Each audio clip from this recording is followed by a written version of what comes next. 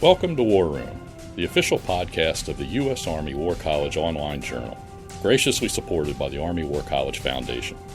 Please join the conversation at warroom.armywarcollege.edu. We hope you enjoy the program. Make sure not to miss a single podcast and subscribe to A Better Peace, the War Room podcast, at iTunes, Google Play, or your favorite subscription service. The views expressed in this presentation are those of the speakers and do not necessarily reflect those of the U.S. Army War College, U.S. Army, or Department of Defense. Welcome to A Better Peace, the War Room podcast. I'm Buck Habrichter, Managing Editor of the War Room. For those of you that haven't heard the first two episodes of this three-part series, I'll recap. Every U.S. student in the resident course at the U.S. Army War College has to complete a strategic research project as a requirement of the master's degree they are awarded upon graduation. Students usually do that as an individual effort, but a portion of the student body participates in integrated research projects, or IRPs. Typically broader in scope, the IRP combines the works of multiple students in a single, larger document that capitalizes on the breadth of experience of the entire research team. A little over 2 years ago, we sat down with the students and advisors of Integrated Research Project number 6. Their task was to determine leadership development requirements in the multi-domain operations environment in the year 2040. Due to a hardware malfunction, we thought we had lost the recordings of these conversations, but just recently we were able to recover the files. Despite a couple of dated references, we felt that this topic was important enough and of interest to our listeners that we needed to post this three-part series. Today's episode is the last of the three parts. We began the discussion by trying to define and describe the world in 2040 and postulate what changes society would encounter over the next 20 years. In the second episode, our guests examine how the military has traditionally developed leaders and current trends in that arena. In this final episode, the three student participants of the project will tie all of their research together with their recommendations for how to proceed with leadership development moving towards 2040. Joining me in the studio again is Colonel Chance Geray, Colonel Tim Monroe, and Colonel Jason Schmidt. A graduate of the AY-19 resident class at the U.S. Army War College, Colonel Geray earned his commission through Air Force ROTC at North Dakota State University in 1997. He has served in staff and operational command positions both in garrison and deployed throughout the communications and cyberspace career field. He is currently the commander of the 81st Training Group at Keesler Air Force Base, Mississippi. Colonel Tim Monroe, also a graduate of the AY-19 class, received his commission as a distinguished graduate from the Air Force ROTC program at Embry-Riddle Aeronautical University in Daytona Beach, Florida. A graduate of the Euro-NATO Joint Jet Pilot Training Program, his assignments include flying operations in the F-15C and MQ-9A in support of Operations Noble Eagle and Enduring Freedom. He served as Air Combat Command's Persistent Attack and Reconnaissance Division Chief prior to his current assignment as the Commander, 25th Attack Group, Shaw Air Force Base, South Carolina. A distinguished graduate of the AY-19 class at the U.S. Army War College, Colonel Schmidt is a graduate of the U.S. Air Force Academy. He has served in staff and command positions throughout the DoD, including Headquarters Air Force, the Joint Staff, the Office of the Chairman of the Joint Chiefs of Staff, and the United States Strategic Command, where he is currently the Director of the Human Capital Directorate. Gentlemen, welcome to the studio. Hey, Thanks. Good afternoon. Thanks. So today we're going to discuss your final recommendations of the research that you've conducted throughout this year. Hopefully you'll have some additional points for our listening audience to consider as we ponder the complexities of the future strategic environment. As a brief recap, we probably ought to mention that our first two podcasts focused on kind of the smaller foundational pieces of your research. So we looked at the future operating environment as you guys understood it. We looked at multi-domain operations as you quantified that, talking about it as well. And then you looked at the leader traits that you're going to examine going forward in this process. So knowing all that, recapping all that, I guess the obvious question to this is, will something fundamentally change in the future? Will there actually have to be some sort of change in the leaders of the future? Thanks, Buck. I think when we looked at this, I looked at this three different ways at the end, and things that are going to be enduring, and it's CMT, and I'm not talking about country music television. I'm talking about communication, motivation, and training. And those things over time, whether you're a platoon sergeant, a CGO, a field grade officer, or a general officer, you're going to be able to do all three of those things. And those will be, like I said, enduring from now through 2040. And I think what will change is not necessarily the traits required, There might be some characteristics of people that may need to change, but what change will be how do we actually train to develop these traits for the future? So, we really struggled with finding new traits. We looked at cognitive ability, physical, mental toughness, openness, cultural awareness, adaptability, all kinds of things. And we kind of poured over what's really going to be different. In the previous talk, I talked about technology in the future, 2040, and what's really going to make us different than technology, right? What's going to set us apart? We can have machines that can make basic decisions. Heck, they can even make very complicated decisions now based on logic. So what can we as soldiers or humans really bring to the fight? What sets us apart? I think it's empathy or emotion. And I got to tell you, when I talked to my wife about this project, and I told her that, hey, you know what? After all this discussion, I think empathy and emotion are going to be the things that really set us apart. And she looked at me and said, you better consider retirement because you lack both of those skills. So, again, there's other traits, and I know we're gonna talk about a few more here, but I think empathy and emotion are really those things that are going to set us Chance, apart. when you talk about empathy, though, you're not talking about feelings per se of being sad or being happy. Are you talking about being able to relate, or where are you going with empathy, really? Right. So I guess understanding, what we're truly about. And Tim and I were talking a little while ago about, the nature of warfare, and it's still about human beings, right? It's about happiness, fear, right? So understanding that with ourselves and also about our enemies, right? It's a clash of wills. So those are some of the things that, that's really what this is all about in the end. It's funny you talk about empathy, and I think about the tool that they taught us during the year. They call it the strategic appraisal tool, as we assess, our enemies or adversaries and understand what their cultures are, what their background is, what their understanding is, what their influences are. And I think that's at the time it wasn't discussed as being an empathetic tool, but I think that's definitely something that can help us to be more empathetic in the future. Yeah. So from my perspective, what will fundamentally be different? I think I sort of stand in the middle of the road. I think that there are leadership traits that are enduring, and we've heard that word used already, and that it will still be necessary to have leaders of high integrity, of strong character, those who are willing to sacrifice and put others before themselves. I don't fundamentally see that changing now or 20 years or 50 years from now. Where it becomes more complicated is when you consider the tools and the battle space that we will have to be operating in and the challenges that those pose to people at various echelons through the chain of command. And so we spent actually a period of time reflecting on, well, who are the company-grade officers and field-grade officers of 2040? Because that was part of one of our questions. Well, some of those people are actually either in elementary school or high school right now. The 3- and 4-star generals of the year 2040 are the people that are in this war college class right now.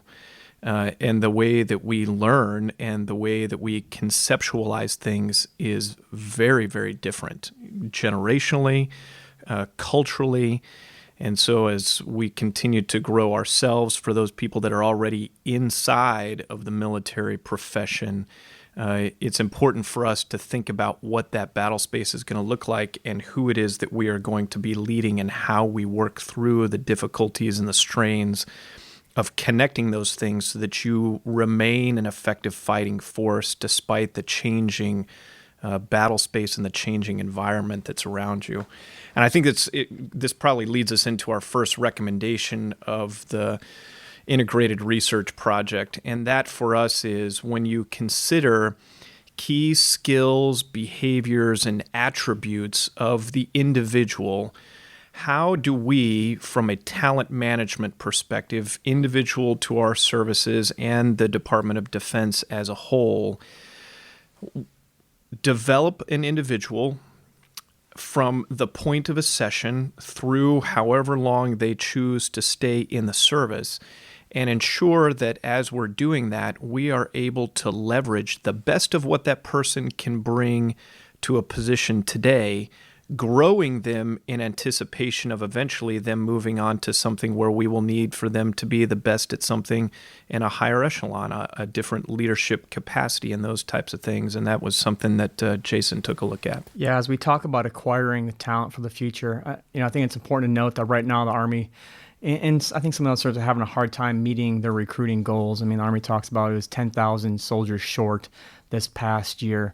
And I think I've also heard, that was a win. It was the Army tried to sell it as a win because they had 10,000 recruiters out there and they got the most people that they ever had before. I think of 70,000 recruits they come in. Well, I think that's also a ratio of 7 to 1 then. So I'm not sure what the positive return on investment is on something like that through a standard brick and mortar facility. And as we go digital in the future and talk about MDO, the way that we acquire soldiers should also change. We need to develop digital ways, whether that's a LinkedIn type platform or a USA Jobs type platform, but something where someone can log in and get pre-assessed and pre-nominate themselves for a position in the armed service, I think has to be done. The other part about that is also the ASVAB needs to change a little bit as well too. I mean, right now the ASVAB is a 10-point test, but it really needs to move beyond the cognitive abilities that are in verbal and math to really include the intellectual skills that are in technical proficiency and problem solving that will be required in the future. And I think without doing that, you're going to, same in, same out, and that's going to be to continue what we want. I mean, the current mantra of Warriors Wanted, I don't think necessarily leads itself to needing future MDO leaders. Yeah, it's interesting. So one of the other things that we talked about that, I think for some of the listening audience, certainly for most of us that are here at the War College right now, consider how your individual service has evaluated you. We use a system called the OPR, the Officer Performance Report. And, despite what an individual's, personal experiences are with that, generally speaking, it's a lot of superfluous text on a piece of paper that, may or may not help you get promoted, may or may not help you get selected for another job. But we believe that it really falls woefully short in how we evaluate the performance and capacity and capability of an individual, because there's much more to who you are than just what you do. And so, part of this recommendation is that really be something that we take a hard look at. How do we catalog those things? How do we develop a networked system that can help recognize talent and potential in an individual and move them and accelerate them to get the right effective individual in the right position, or for those that maybe are struggling, that we give them time to bloom and to grow somewhere, so that as we grow in as both an individual and as a military force, we're constantly looking to broaden our ability to be synergistically a more effective force. So we really need to work on assessments, right? So and kind of what we're talking about is assessing from the earliest level, right? So my kids and most kids out there playing video games, right? So they're logged onto the system, and as they get better, their scores are tracked, right? And they can get new features or weapons or whatever, but their scores are tracked. We don't do a very good job tracking that right now overall in the service. Not taking in, we only look at those OPRs or those those standard assessment reports that our superiors give us, and that's partly due to time, right? So we got to meet those gates. So it's a high year tenure problem also that we have. And that's part of this problem and why we limit it to just, OPRs or those assessment reports. But if we start getting rid of this high year tenure limiter, then we can take into account all the training and stuff that we've started at an early age and really start matching people to the best jobs that they're qualified for. Yeah. Well, so this brings up this question of, what are the boundaries to the ethical boundaries to capturing data on somebody to make a decision on who they are and what they do internal to the force? Because I think that a great number of people would have issue with this.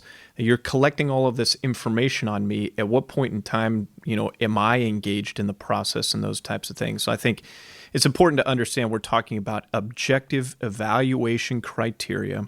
We're still talking about leader-subordinate interactions with one another to ensure that as life parameters change, as career decisions change, that there's still a decision that you get to make in the process, and it's not some algorithm out there telling someone where to put you in the system.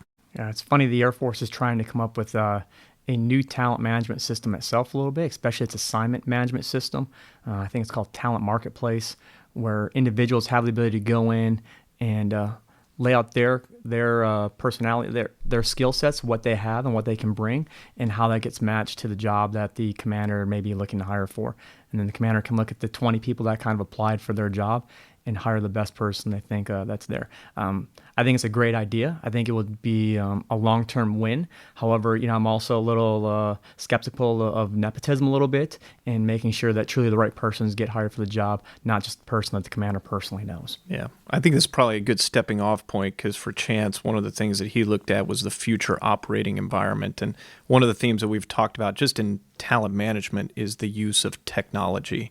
And I think it's probably good for us to talk about our second recommendation at this point, which is how the human interacts with the technology in the year 2040 in multi-domain operations. Right. So the propensity to self-develop, right? So that's really a trait that I think we're going to have to look at.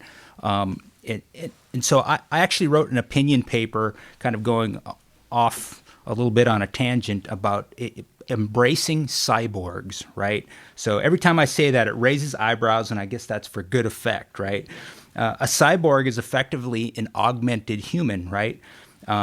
It not only develops from its human interaction, but can be programmed or updated, right? So everybody's carrying around a cell phone, a watch, right? A smartwatch, and you start adding things like virtual reality and simulations, and frankly, we are pretty close to being cyborgs already, right? So now we can update the tech and everything, and we can also, as our training, as we conduct more training and interactions, we can put all that together, and essentially we're really leveraging technology beyond what the traditional format was to help our self-development out there. So a lot of people out there have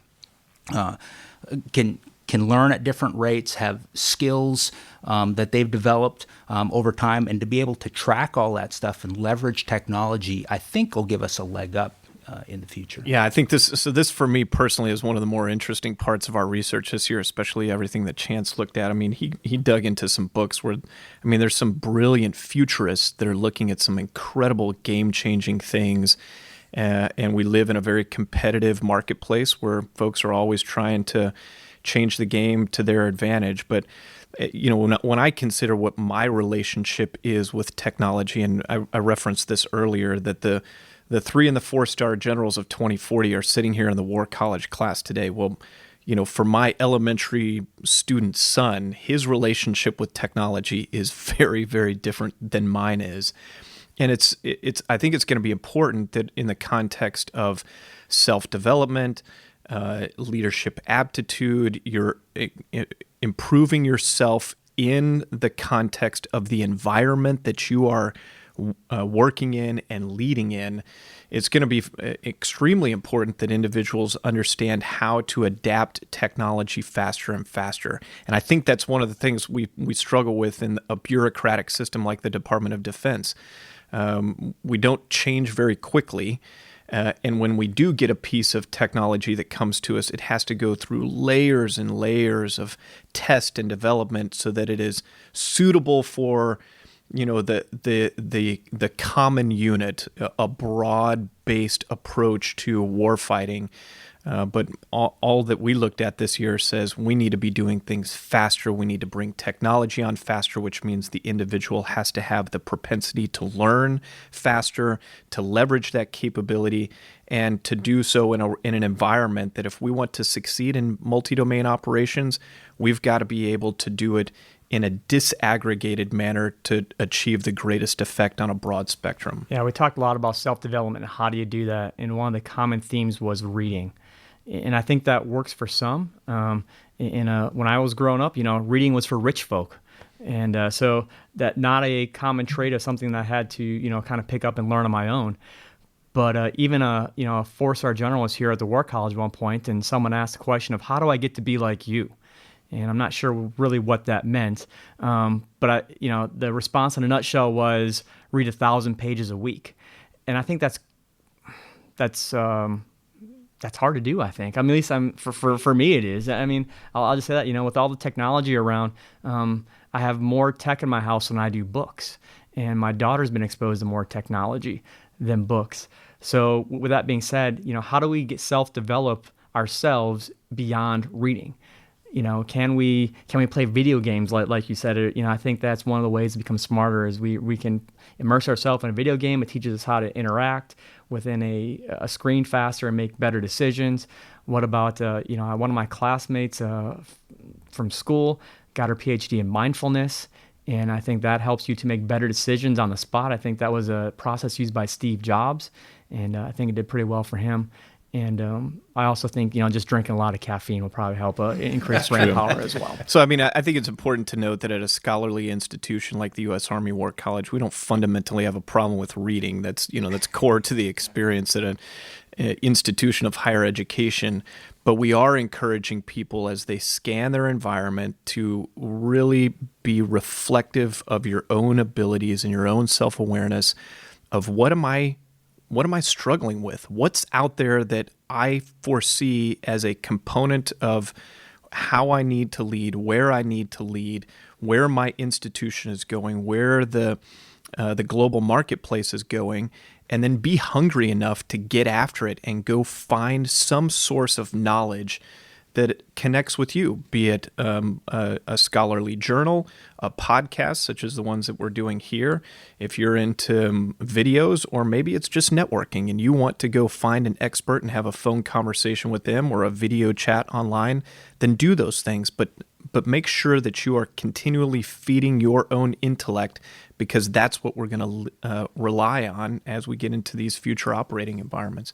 And that kind of leads us to our third recommendation. It was something that came up just a short while ago, but it's the propensity to self-develop, and that's really what we're talking about here. And doing that in the in the sense that outside of a traditional educational institution, once you're done for officers, which is most of the folks that are here at the War College, once you have gone through those 20 to 22 years of growing up with your family, being in the educational environment through elementary and middle school and high school, that's a significant portion of who you are and what you've experienced in life.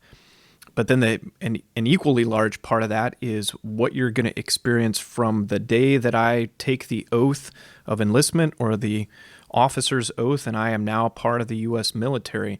So being a lifelong learner is a phrase we've heard multiple times, but being aware and challenging yourself to not only become better as an individual, but become better as a professional. This is sort of in the essence of our third recommendation. So far, I'm going to have to speak up on behalf of the listener here. You haven't outlined anything too difficult in the grand scheme of things. Let's say we want to rehash the entire evaluation system for each of the services, which is obviously simple. We want to build a talent management system that recognizes the best in everyone and make sure that it places them in the most appropriate spot. Obviously, we're well on our way to that. And let's see, everyone needs to be self-aware enough to recognize all of their own weaknesses and then voraciously get after self-improvement in the process. All very noble things, but obviously, as I say with a wry grin, not necessarily the easiest of things to do. And that doesn't mean we shouldn't, but change is hard. So how is it we're going to actually go about enacting these things and preparing leaders for the future? Well, here, so I'll start with one of our teammates, a gentleman by the name of Rick O'Donnell, spent a considerable amount of what he's doing in his professional capacity looking at cognitive abilities of the individual. So to answer your question, let's look at it in bite-sized pieces. So the first thing is to understand what an individual's capacity is to learn, to lead, to do the various things that we are asking them to do. And as I mentioned just a short time ago, a lot of who we are, especially in our original question, we were evaluating leader competencies and then distinguishing between the non-commissioned officer, company grade officer, field grade officer, and then general officer. And for the listening audience, there can be wide variance in age. A company grade officer could be a brand new second lieutenant with days or weeks in the service. And for a non-commissioned officer, that could be somebody who's maybe sort of a little more mid-grade, but it could also be somebody who's got, 20 years in the service. And so starting with this sort of fundamental understanding of an individual's cognitive capacity and their ability and propensity to learn. And then from understanding that, it's now placing them in environments where we are challenging that, we are adding the tools to them that they need in order to succeed. And then in this context is consider, if you've had 20 to 22 years of education before you come into the service, what are you being educated while you're in the service, right? We don't just cut you loose and go fight and win our nation's wars. We're going to give you the tools that you need to succeed. That's hardware and software. When we talk about software, that's what's between your ears. It's your ability to think. And so in that regard, there are a number of things that you experience when you are in military service that are helping to improve and add to your educational experiences. Some of those are technical skills. If I need to learn how to drive a tank, somebody's going to teach me to drive a tank. If I need to learn how to shoot a weapon, somebody's going to teach me to shoot a weapon. But there are other things that you are not taught, but you are learning. The first time you go to combat, for anybody who has experienced that, you very clearly are learning things that no one is teaching you. And you are adding those to your memory bank because that's experience that you are going to rely on not only to live through tomorrow, but hopefully lead troops through 10 years from now, 15 years from now, if God forbid we have to go back. And so that's sort of the second one. And then the third one in terms of preparing people to lead is really our institutional educational programs. We've talked about the War College.